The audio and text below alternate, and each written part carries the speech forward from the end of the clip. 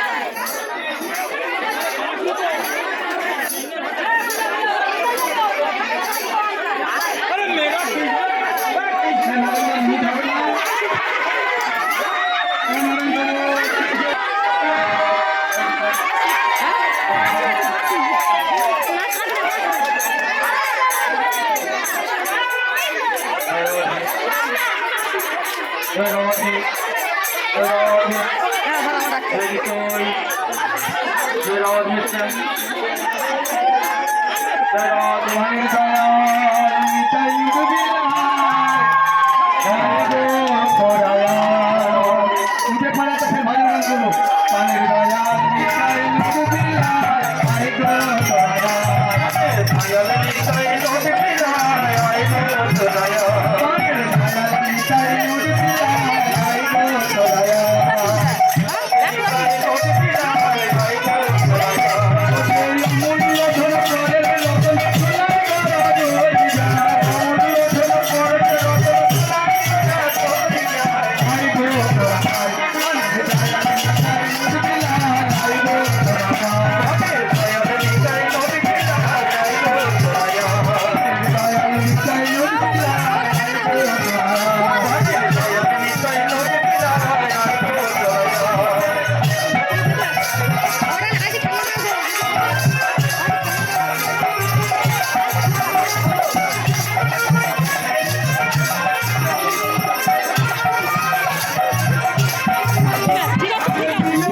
যদি গোলকের নিধি আদর করে হিরে ধরে শঙ্কর যদি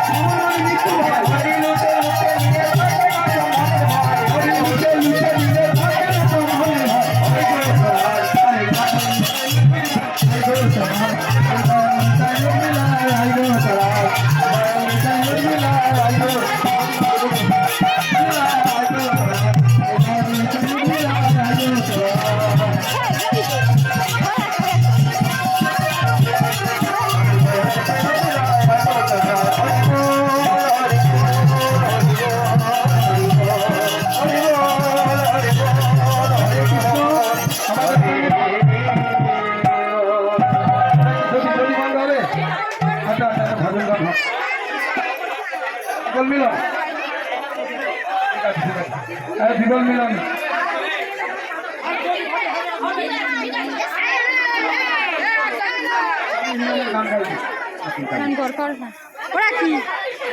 হরে কৃষ্ণ। এখন ভজন হবে, এরপরে আমি ভজন গান গাইব, তারপরে জীবন মিলনের গান গাইতে বলেছে মায়েরা, জীবন মিলনের গান গাইব, যে সব শেষে হরি হরাই করে অনুষ্ঠান পরিসমাপ্তি ঘোষণা করব। হরে কৃষ্ণ, রাধে রাধে বন্ধুরা, আমরা চলে যাচ্ছি একটা কীর্তন বাড়িতে। সেখানে ভাগবত গীতা পড়া হচ্ছে এবং সবাই মিলে কীর্তন গান করা হবে, তাই আমরা রওনা দিয়েছি। এবং আমার নাতনি আছে, মেয়ে আছে, মেয়ের বাড়ি কুশাউরির মেয়ে এবং আরও অনেকে আছে। সবাই মিলে যাচ্ছি বন্ধুরা, আপনারা এই ভিডিওটা দেখবেন। আর আমরা যাচ্ছি ঠাকুর আনতে, চলুন এবারে।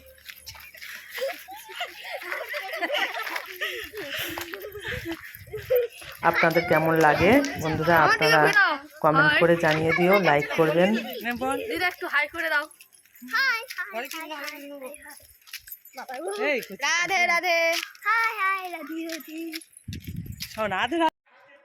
বন্ধুরা আমরা কীর্তন বাড়িতে চলে এসেছি এবং ভাগবত গীতার কথা শোনা যাচ্ছে এবং সবাই বসে শুনছে, আমরাও শুনবো, আপনারাও আমাদের সঙ্গে শুনুন। আশা করছি আপনাদেরও ভালো লাগবে। হরে কৃষ্ণ, রাধে রাধে। বন্ধুরা সবাই ভিডিওটা দেখুন এবং কিছু হলেও আমরা সব চিন্তা ছেড়ে স্বয়ং ভগবানের গান গুণগান করব এবং ভগবানের কথা শুনব এবং আপনারাও শুনুন। আশা করছি ভালো লাগবে। পাঁচজন বেশ্যার সঙ্গ করতো, সেই পাঁচজন বেশ্যার সঙ্গে আবদ্ধ হলো। এবারে ভোটটা করলে গোকর্ণ বলছেন, গোকর্ণ এসব বিষয় গ্রহণ করে একদিন মাতা পিতাকে বুঝে বলছে, গোকর্ণ এবারে যে স্বামী থেকে যে বাচ্চাটা হয়েছে সেবার হচ্ছে পূজা করতেন। সূর্যোদয় হওয়ার পরে রোজ ভাগবতের দশম স্কন্ধ পাঠ করতেন। এই দশম স্কন্ধ পাঠ করতে করতে এমনই মধু যে সবাইকে তিনি আনন্দ প্রদান করতে থাকলেন। প্রাতঃকালে দশম স্কন্ধ পাঠ শুরু করলে সায়ংকালে পাঠ সম্পূর্ণ হয়ে যায়। পাঠের সময় সবসময় দৃঢ় ভাবনা রাখা কর্তব্য যে ভগবান যারা এই পাঠ শ্রবণ করছে। পাঠের সময় সবসময় চিন্তা রাখতে হবে যে আমার ভগবান স্বয়ং সেই পাঠ শ্রবণ করতে। আমি তাড়াতাড়ি শেষ করে দিচ্ছি। শ্রাদ্ধ করলে যেমন জীবের সদ্গতি লাভ হয়, এটাকে মৃত্যু হলে জীব মৃত্যুর কষ্ট থেকে মুক্তি লাভ করে না। জীবের বাসনায় মৃত্যুকে কল্যাণময় হতে দেয় না। সাধারণত এই সময় লক্ষ্য করা যায় অনেক দিন পর্যন্ত রোগশয্যা থাকলে, বেশ কিছুদিন যাবৎ অন্ন আহার করতে না পারলে রোগী মৃত্যুশয্যায় শায়িত হয়ে প্রার্থনা করে, হে ভগবান, অন্তত যদি একবার ডাল ভাত খেয়ে মরতে পারতাম। এইসব কারণে মৃত্যুর পূর্বে অন্তিম বাসনা খাদ্যের উপর গিয়ে বর্তায়। তাই শ্রাদ্ধাদি সব কর্মে অন্নদান, বস্ত্রদান এবং অন্যান্য বস্তু ব্রাহ্মণেরা দান করে থাকে। গোকর্ণ সূর্যনারায়ণের উপাসক ছিলেন। এই ঘটনা, এই কথা শ্রবণের সময় উপবাস করা কর্তব্য। বলছে ভগবানের কথা শুধু শুনলে হবে না, যারা যে সমস্ত সাধু মহাত্মারা ভগবানের এই কথা শ্রবণ করেন তারা শ্রবণ করে উপবাস করতে হয়। অনেকে মনে করেন এই আলু আর সাবুদানা খেলেই উপবাস হয়ে গেল। হ্যাঁ, আলু সাবুদানা খেলে উপবাস হয়, এটা হলো সাধারণ উপবাস। উপশব্দের অর্থ হলো সমীপ, ভগবানের নিকটে বাস। সুতরাং ভগবানের নাম সতত স্মরণ করে মন দ্বারা ভগবানের চরণে অবস্থান করেন, তাই যথার্থ উপবাস পালন করা হয়ে থাকে। উপবাসের দিন অন্য স্মরণ করা, অন্যের স্মরণ করলে উপবাস ভঙ্গ হয়ে যায়। উপবাসের উদ্দেশ্য হল ভগবানের চরণে একবার তন্ময় হয়ে ভগবানের তদ্ভাবে অবস্থান করা। ধুন্ধুকারী একাগ্র চিত্তে সম্পূর্ণ উপবাস পালন করে এই ভাগবত কথা শ্রবণ করেছিল। এবারে কি করলো যে গোকর্ণ তার পিতামাতার জন্য ভজ ভক্ত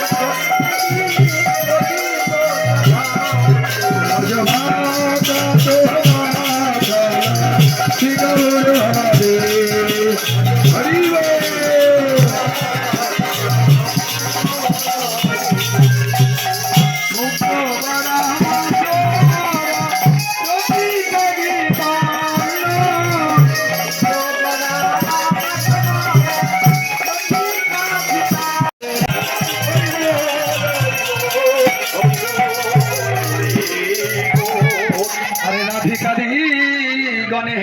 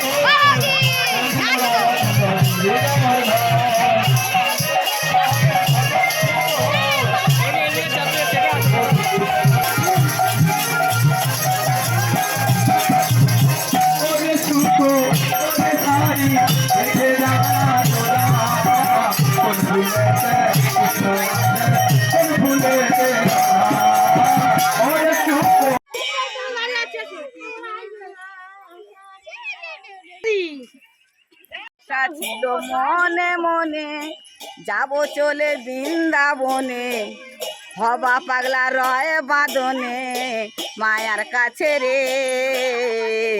এখনো সেই বৃন্দাবনে বাঁশি বাজে রে এখনো সেই বৃন্দাবনে বাঁশি বাজে রে কালা আর বাঁশি শুনে বনে বনে বাঁশি শুনে বনে বনে ময়ূর নাচে রে এখনো সেই বৃন্দাবনে বাঁশি বাজে রে এখনো সেই বন্ধুরা, আমার ভিডিওটা আপনাদের কেমন লাগলো?